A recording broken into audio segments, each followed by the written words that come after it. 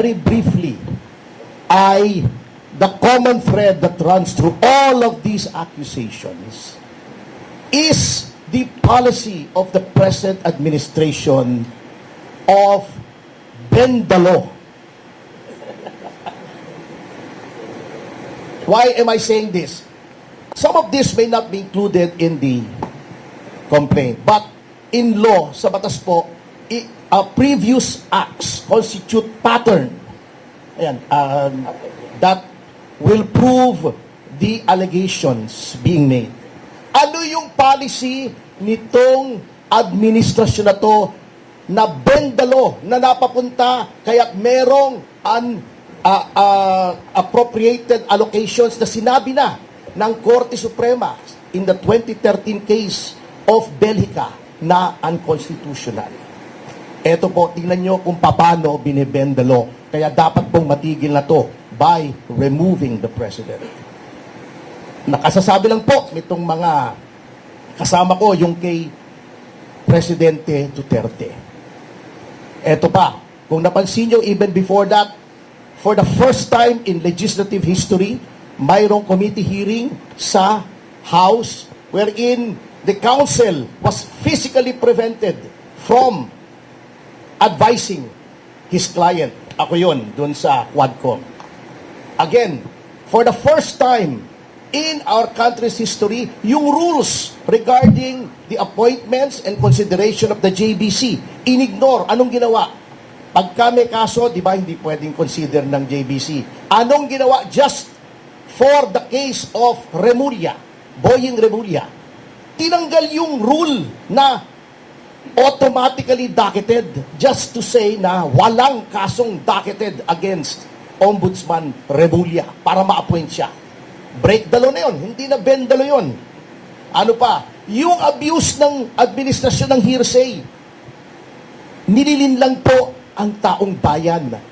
Ang hearsay po, sabi sa akin ni Jing, babaero daw, si General Garcia. Yun ang hearsay. Binotektahan ko na nga si Jing, pumalag pa kayo, pambira naman kayo. Pero pag nakita ko mismo na ng bababae si Jing, ayan, binalik ko na kay Jing, hindi po hearsay yun.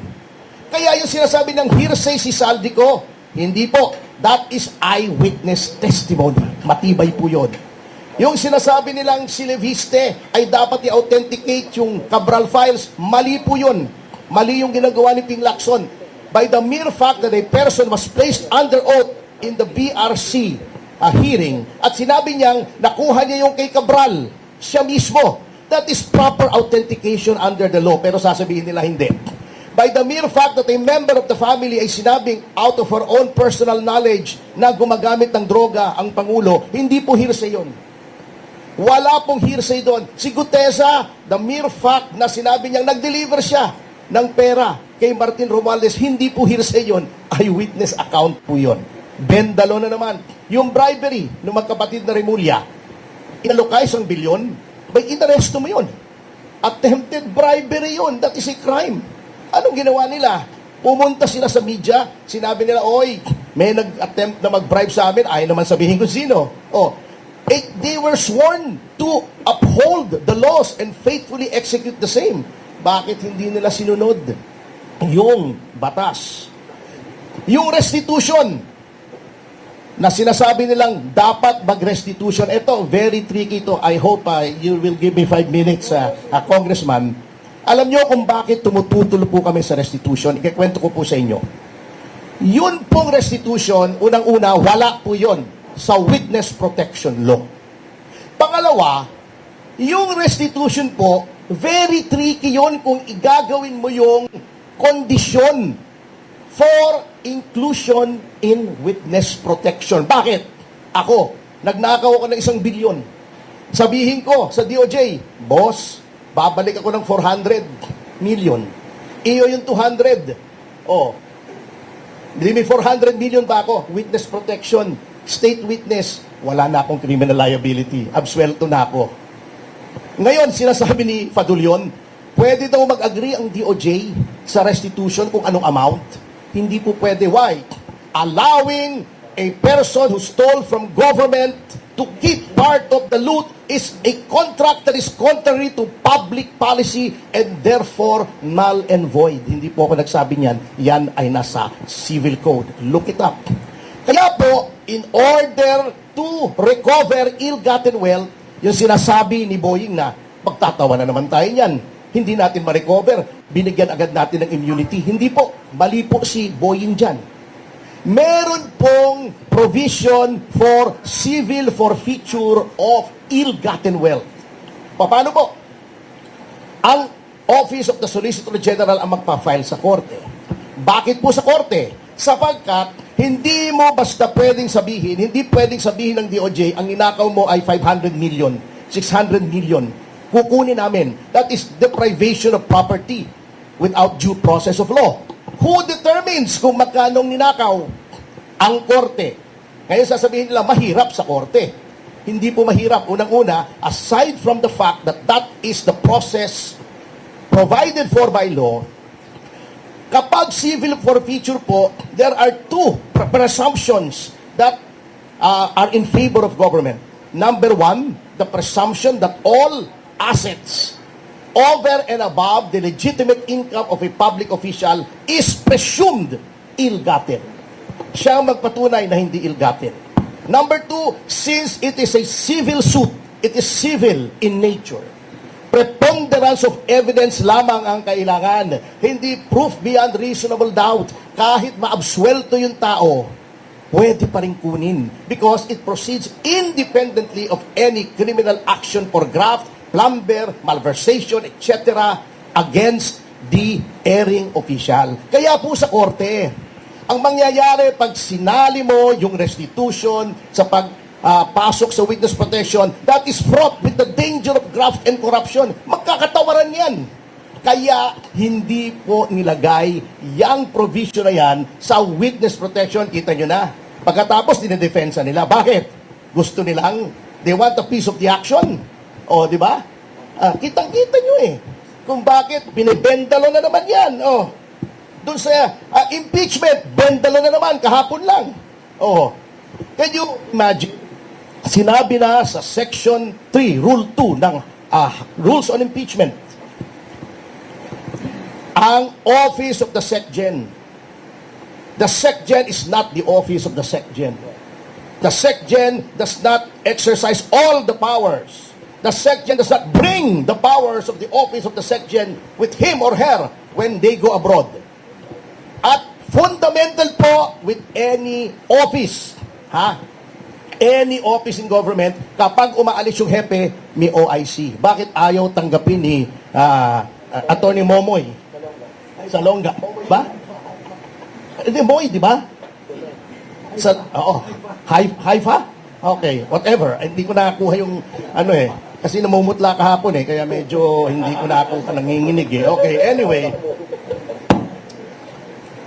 Tayo ba, pa nag-file tayo sa hukuman ng kaso, kailangan nandun yung huwes? Kapag nag-file ba tayo ng appeal sa Office of the President, dapat nandun yung Pangulo sa Malacanang? Bakit ito? Kapag nag-file ka, kailangan nandun yung Secretary General? Wow naman, di ba? Ganun siya makapangyarihan. So, ito po ang pattern na gusto naming i-break.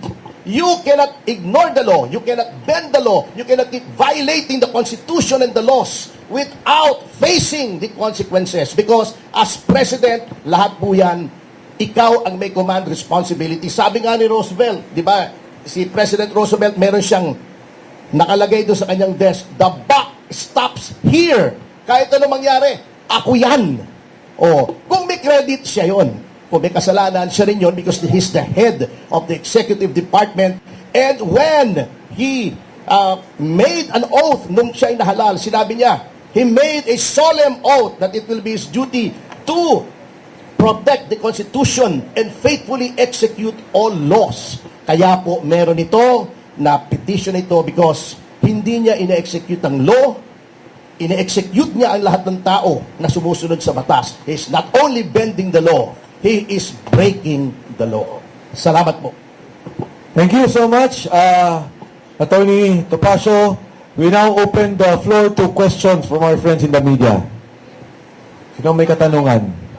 Yes, please. Ay, Malakas naman yung boses ko. Since hindi ko na i-file yesterday yung impeachment complaint. thank you, Consi Irani. Ellen Santos po from Net25. Since hindi po natanggap kahapon yung inyong ipa-file na impeachment, ano po yung inyong next move? Are you going to file it on early Monday morning since may 10 days naman po ang speaker to refer it sa plenary at hindi pa naman na-initiate yung first and second impeachment complaint? If not, kayo po ba ay may iba pang legal moves? Aakyat po ba ninyo ito sa Korte Suprema? And yung binabanggit niyo po kanina, Saldico is willing to testify or maging testigo dito sa inyong impeachment complaint? Yes, una sa lahat, after this press conference, uupo kami na mag-uusap kung ano pa yung hakbangin na gagawin namin. Of course, may mga debates kami on how to address this. But nagkakaisa kami, and this is a warning to the Office of the Secretary General that we will file against a case against the office. In particular, i-discuss namin. As to the legal moves, again, pag-uusapan namin after itong ating press conference. Number two, in the case of Congressman Saldico, yes, he is willing to be a witness. Kung hindi man siya napayagan sa Blue Ribbon Committee na mag-Zoom, and we have done that, alam niyo ho yan, under suspended rules, pinapayagan natin yan, kung magagawa ito sa impeachment at naniniwala silang dapat malaman ang katotohanan. At syempre, bigyan din ng pagkakataon ng Presidente na sumagot dito sa mga charges na nandito. Saldico is willing to testify on our behalf doon sa graft and corruption issue at sa lahat na nalalaman niyang bigayan ng pera maging yung pag-aayos ng budget in the program allocation. Regarding the Zoom, if you want a recent precedent na nag-Zoom testimony, I know this because I was there as counsel for Cassandra Leong. Noon pong may dalawang witnesses, si Risa Ontivero sa Senado. They were allowed to testify via Zoom. Yung isa nasa Thailand, yung isa nasa China. So, wag nilang sabihin hindi pwede kasi ginagawa nila pagka gusto nila. Meron po kaming pakiusap. Bantayan po natin itong filing na ito dahil pansinin ninyo, yung kauna-unahang verified impeachment complaint na na-file, walang attachment. Ilang pages ba yan? 15 o 4? 4 pages. 4 pages, talagang final lang. Ang intention noon is para makapag-bar ng 1 year. No? Nauna yon. Yung second verified impeachment complaint, may mga attachments. That's good. Pero nakita nila kung gaano karami yung aming attachments, pati yung akala ko mani yung sinatal. Ang daming USB. So, we have all the documents, we have evidence, and I am sure, almost sure, gagawa sila ng paraan to defeat our complaint. Ang gagawin nila sa Monday is bibilisan nila kasi nasa office na ng speaker yung first nasa unahan na. No, but I'm saying this para ma-preempt. No, really. Nasa office na nung speaker. See? So, nauna na sila. Anong gagawin nila? Ika-calendar na nila doon sa order of business. So, nauna na sa calendar. Yung sa amin, yahabol pa lamang. Pag yun na i-refer sa Committee on Justice, there you are. It is initiated. Alright? Ano ba ibig sabihin ng initiated? Kasi one impeachment complaint initiated lamang. Initiation means the act of filing followed by an action. And the action is, the action referred to here is the referral to the Committee on Justice. Or, in fairness, kung gusto nila talagang bigyan ng pagkakataon ng Pangulo na managot, na liwanagin sa taong bayan na siya ay walang kasalanan, dapat bigyan nila ng pagkakataon ang aming impeachment complaint. It should not be shut down.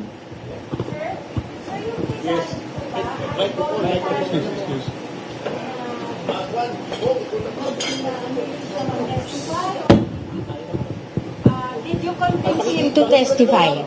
Sir, yung pong kay Zaldico, was he voluntarily offered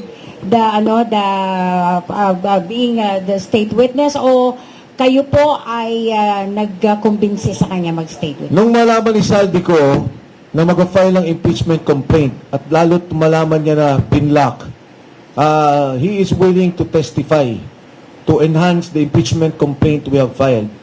Ang sabi niya, nung nga sa Senate, gusto na niya sa Blue Ribbon Committee. Hindi siya pinayagan. Inaasahan niya at inaasahan namin na dito sa impeachment complaint ay papayagan siya mag-testify.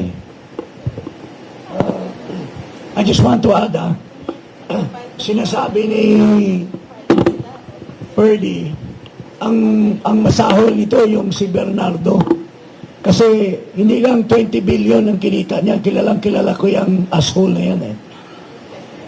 Hindi lang 20 billion, pero mukhang nagkasundo na sila ng DOJ na 1 billion lang ibabalik. Kaya nga tama yung sinasabi that it should be the court who shall decide magkano talaga ang ibabalik. Kasi magdududa tayo na nagkaayusa na ang DOJ at ang testigo. Okay? Mike, Yeah, go ahead. can Tina. you give us details on your communications with Zaldico? Did he call you? Did you call him? What was the purpose of the call? Etc. At a proper time, I will divulge. Pero ang primary sa akin is that he is willing to testify before the committee when asked. Kasi very critical yung kanya eh. As pointed out by Attorney Topacio and all the lawyers here, personal knowledge yung kanya. Nag-deliver siya nung sa 25 billion, nag-deliver siya sa Tamarind nung 800 and 200 million. Hindi, iba pa yun. Iba pa yung kay Yusek Bernardo at yung mga deliveries ng pera. So, at the proper time, Tina, magsasalita ako dyan, I will divulge it. Of course, alam kong critical na malaman sino ba lumapit, sino ba nagsalita, at ano yung kanyang interest to present. But what is important here, I think more importantly, is that Saldico is very critical. Sabi nga ni Harold, isang sindikato to na may nagsalita na at nagtuturo. Importanteng malaman natin ang katotohanan dito. Kung walang alam si Presidente, sinasabi niya hindi siya tumatanggap, tingnan natin, ipaliwanag niya. Pero Saldico is very clear about it and very direct on the bribery at yung pagbibigay niya ng delivery ng pera kay Pangulong Bongbong Marcos.